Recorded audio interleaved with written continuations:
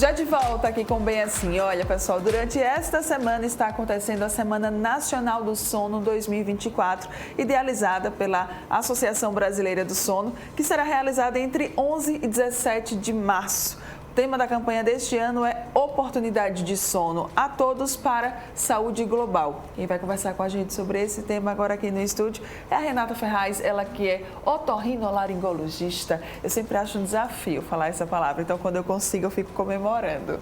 Bom dia! Seja bem-vinda mais uma vez. Renata que já é de casa, né? Bom dia, obrigada pelo convite, é sempre um prazer estar aqui, principalmente falando sobre sono, sobre otorrino, mas principalmente conscientizando as pessoas sobre isso que é tão importante, né? Todo mundo precisa dormir, não é mesmo? Exatamente. Inclusive, sexta-feira, a Renata estava me falando, é o Dia Mundial do Sono. Isso. Interessante que o Dia Mundial do Sono ele é definido anualmente pela mudança de estação relacionada à questão de primavera, outono, Sim, dependendo do hemisfério. E a partir disso é definido esse dia e a semana a gente acaba transcorrendo, fazendo a semana do sono em todo o Brasil. Muito bem, vamos começar então falando sobre a importância dessa campanha. Por que essa campanha ela é tão importante, né? Por que falar sobre o sono e a importância dele? Pois é, então cuidar do sono, não só tratar os problemas do sono, né, mas principalmente divulgar informações, orientar as pessoas e levar essa consciência também de alguma forma é ajudar as pessoas a se cuidarem e trazer mais saúde para a população de forma geral. Então, cada ano tem um tema, esse ano é Oportunidade de Sono a Todos para a Saúde Global, pensando que sem dormir a gente também não tem saúde. Sim. E a todos porque a gente sabe que existem muitas diferenças do sono entre as pessoas, da realidade delas, das questões sociais, questões de segurança, questões, enfim, de estrutura para dormir. Então, tudo isso influencia e a gente precisa ter esse olhar mais amplo, além de só orientar o que seria essencial para cada um em relação ao sono. Qualidade de sono está diretamente ligada à qualidade de vida? Com certeza, né? Quando a gente não dorme bem, no outro dia... Fica bem. Acho que não fica bem. E se isso ocorre por várias noites, a gente sente que a gente pode adoecer, a imunidade baixa, a gente diminui a capacidade de atenção, de memória, o rendimento mesmo de trabalho, aumenta as chances de acidentes de trânsito e de trabalho. Então, tem muitas questões relacionadas que a gente precisa ficar atento. Pois é, segundo estudos da Fundação Oswaldo Cruz, a Fiocruz, 72% dos brasileiros sofrem de doenças relacionadas ao sono. Estima-se, gente, que são mais de 100 distúrbios do sono. A insônia e a apneia obstrutiva são os mais comuns. É verdade. Como é que a gente pode entender se a gente está ou não tendo uma boa qualidade de sono? Então, primeiro de tudo, a sensação de que está dormindo bem e que o seu dia está transcorrendo bem. Então, tudo é um ciclo, né? O nosso reloginho biológico funciona, a gente precisa dormir bem para acordar bem, consequentemente, esse dia precisa transcorrer de forma positiva para a gente conseguir dormir bem. Então, a gente precisa atuar em algum âmbito desses. De alguma forma, a gente precisa priorizar a quantidade mínima de horas de sono. Então, é muito comum pessoas com suspeita de apneia se preocuparem com a apneia e esquecerem que precisa priorizar ali a quantidade mínima. Dentro da rotina, o que não é fácil, né? Nos dias atuais, a gente com tantas demandas, às vezes priorizar a quantidade ideal de sono ali ao redor de 7, 8 horas, às vezes parece ser demais. Mas o que é principal é essa sensação de que o sono não está sendo reparador, Sim. Se a pessoa acorda muitas vezes à noite, ou se no outro dia tem muita sonolência ou adormece com facilidade. Sinal de mais gravidade é justamente adormecer no carro, no trânsito, num sinal parado, então, opa, alguma coisa está acontecendo. Então, tudo isso são sinais que a gente precisa observar. E pensando especificamente na apneia e na insônia, dificuldade de dormir, de manter o sono ou despertar muito precocemente e ter essa sensação. E a apneia está relacionada ao ronco com pausas da respiração durante a noite. E quando a gente não tem uma boa qualidade de sono, outros problemas de saúde podem acabar sendo desencadeados ou até mesmo a gente pode ter mais dificuldade com eles? Com certeza. A curto prazo a gente percebe essa dificuldade de atenção, de memória, uma irritabilidade, questões emocionais, enfim. Mas a longo prazo, não se dormindo bem, a gente não consegue reparar os tecidos do corpo, a gente não consegue descansar esse corpo, essa mente. Consequentemente, isso de forma acumulada, a gente pode aumentar o risco de doenças cardiovasculares, como pressão alta, arritmias, aumento de risco de infarto, morte súbita, aumento de risco de eventos trombóticos, como o AVC, aumento de risco de sobrepeso, obesidade, diabetes, além de outras doenças que podem estar relacionadas, principalmente as de questões psiquiátricas e de saúde mental também. Então, realmente é algo para a gente ter bastante atenção. É um alerta, é uma luzinha que se acende até em relação a outras áreas, né? Como, por exemplo, da nossa saúde mental, né? Com certeza, não é incomum. Às vezes a gente não valoriza tanto um sono, ou acha que dormir é perda de tempo, ou enfim, está tudo bem comigo, isso não é um problema. Mas muitas vezes essa pessoa já desenvolve uma doença, outra, muitas vezes cardiológica, psiquiátrica, enfim, e esse especialista encaminha essa pessoa para avaliar o sono, porque a partir desse momento talvez ela criou essa consciência de cuidar-se, mas aí ela já desenvolveu uma doença. Então a intenção é justamente a gente fazer o caminho inverso, a gente tentar prevenir, porque a gente não precisa chegar lá. Ou seja, claro que existem vários fatores para as doenças, mas se o sono é um deles e a gente pode olhar para isso, então o ideal é que a gente faça dessa forma. Muito bem. Quando a gente fala da insônia, a gente fala da falta de sono, né? Às vezes não consegue dormir. Tem causas para isso? Sim, a gente sabe que dificuldades, né? Muitas vezes é muito difícil para a maioria das pessoas, principalmente nos dias atuais, a gente se desligar do celular, se desligar da TV, se desligar do dia a dia que continua acontecendo para dormir. Então, muitas vezes o sono, quando a gente vai dormir, é o momento que a gente para.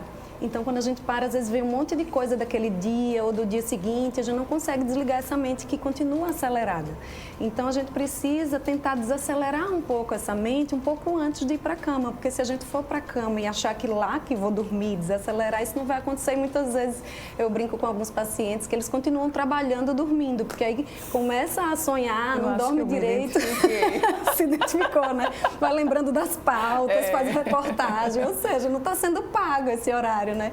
Então, o ideal é que realmente a gente consiga aprender a desligar essa mente um pouco antes de ir para a cama, para não ter problema de insônia, que pode ser a dificuldade de começar o sono.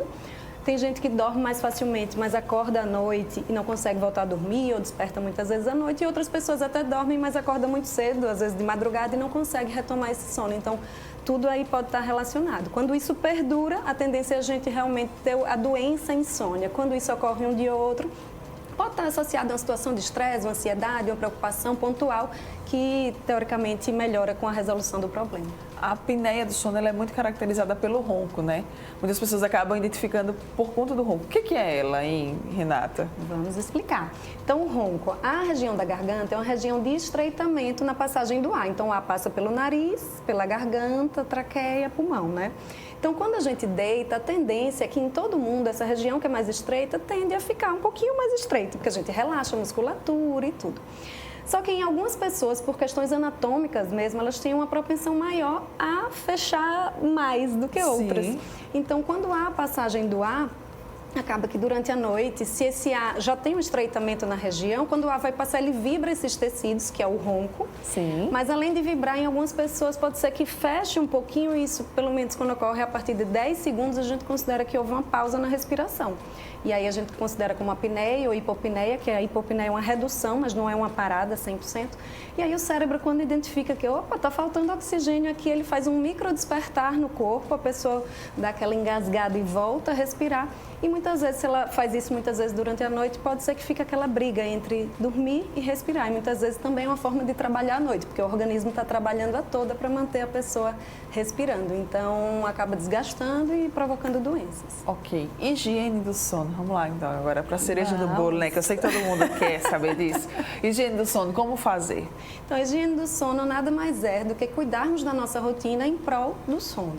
Isso envolve algumas medidas de atenção durante o dia, como ter horários regulares para dormir, para acordar. Se a gente percebe que a gente funciona como um reloginho, se eu tenho uma rotina, o corpo ele se prepara para aquela atividade que eu costumo fazer no mesmo horário, ou naquele contexto. Então, assim, se a gente dorme e acorda em horários muito irregulares, o corpo ele fica tentando captar sinais do que vai acontecer para produzir o que eu preciso para me ajudar. Então, horários regulares de dormir e de acordar, quantidade mínima de horas de sono, tentar diminuir estímulos próximo da hora de dormir, incluindo estímulos luminosos, porque a gente sabe que a melatonina ela é produzida pelo nosso corpo quando a gente tem a ausência de estímulo luminoso.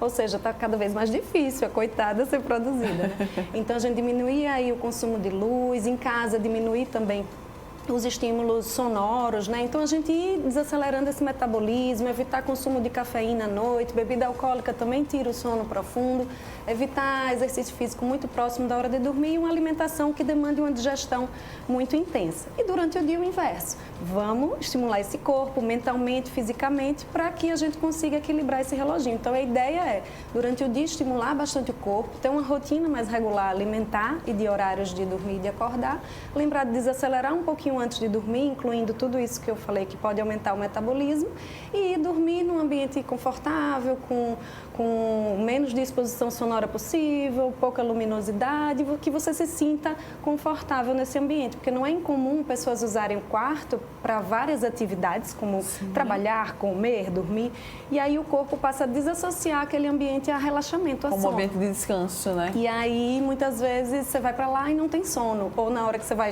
trabalhar no quarto, dá sono, então fica um pouco desregulado. Então, o ideal é separar o quarto para dormir e as outras atividades, se possível, né? Cada casa, cada situação é uma, mas fazer as outras atividades fora do quarto. Muito bem. Quais que são as atividades, então, né, da Semana do Sono aqui em Alagoas? Ótimo. Então, durante a semana estaremos aí divulgando algumas atividades, mas a principal delas vai ser na sexta-feira, dia 15, que é o Dia Mundial do Sono, onde faremos uma caminhada no centro da cidade, a partir da igreja Nossa Senhora. Tá. E aí iremos em direção ao Teatro Deodoro, mais ou menos. Então a ideia é a gente divulgando, panfletando, estaremos lá com os balões, as camisas, teremos vários profissionais lá, podem ser tiradas dúvidas, enfim. Então a ideia é participar dessa caminhada. Sigam com a gente, não deixem de seguir a Associação Brasileira do Sono, que eles estão com várias palestras, workshops e coisas sobre conteúdos que dá para acompanhar. E aqui a Regional Alagoas, a princípio, vamos fazer essa caminhada com muita força aí. Quem quiser pode se juntar. Muito bem, então vai ser sexta-feira lá no centro, 15, às 7h30 da manhã. 7h30 da manhã. Então, logo ali, ó, no comecinho da manhã, 7h30 da manhã, saindo daquela igreja que fica ali próximo ao antigo Bar do Chopp, eu acredito que seja essa. Mesma. Pronto. Então, já saindo ali daquela igreja em direção ao Teatro Deodoro, vocês vão poder participar dessa ação bem legal. Quem quiser saber mais, como é que pode fazer? Natinha, quer deixar algum contato, alguma rede social? Com certeza, por favor, pode fique à seguir vontade. a minha rede social, doutora Renata Ferraz, por lá eu divulgo vários conteúdos de otorrino e de sono, mas de antemão, durante essa semana, estarei priorizando as questões da Semana do Sono.